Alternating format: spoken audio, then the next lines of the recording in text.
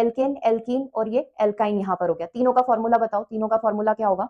ठीक है, CnH2n+2 हो जाएगा। ठीक है, इसका क्या हो जाएगा? CnH2n हो जाएगा। इसका क्या हो जाएगा? CnH2n-2 हो जाएगा। ठीक है, ये हो गया हमारा पहला डिफरेंस तीनों के अंदर। ठीक है, और कोई डिफरेंस याद आ रहा है?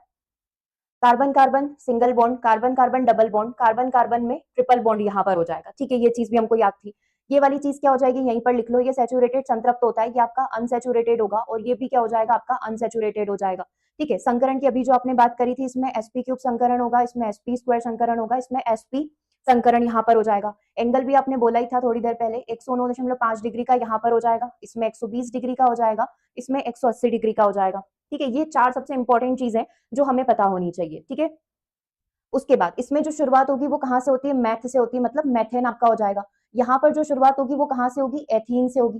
ठीक है, यहाँ पर जो शुरुआत होगी वो किससे हो जाएगी? एथाइन से यहाँ पर हो जाएगी। ठीक है, क्लियर है? अब और क्या पता होना चाहिए जो अभी तक अपन ने नहीं पढ़ा है? वो ये चीज है कि कौन किस फॉर्म में पाया जाता है। ठीक है, एक अपन ने देखा था कि एल्केन जो होते हैं वो लिस्ट रिएक्टिव होते हैं, है ना, सबसे कम क्रियाशील यहाँ पर होंगे, इनर्ट गैसेस आप इन्हें कंसीडर कर सकते हो। ठीक है, एल्कीन जो होते हैं रिएक्टिव यहाँ पर होते हैं, अच्छे खासे ये रिएक्ट कर लेते हैं, और एल्काइन जो होते हैं ये सबसे ज्यादा रिएक्टिव होते हैं, मतलब प्रकृति में जो सबसे ज्यादा क्रियाशील है वो एल्काइन यहाँ पर हो जाएगा।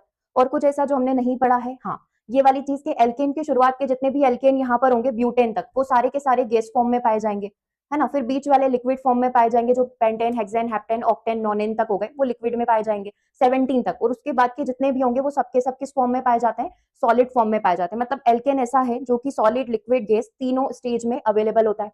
एल्कीन आपका गैस और लिक्विड दोनों स्टेज में पाया जा सकता है। ठीक है, और जितने भी अल्काइन होते हैं वो मोस्टली आपको गैस स्टेट में ही मिलेंगे। ये सारी चीजें अपन ने पढ़ी थी जब अपन ये पूरा थ्योरी पढ़ रहे थे हाइड्रोकार्बन का। ठीक है, तो ये इन शॉर्ट सारी चीजें, मेनली 5 से 6 डिफरेंस है जो हमें इन तीनों के बारे में पता होना चाहिए। अभी इसने ये पूछा था एथाइन आपके सामने,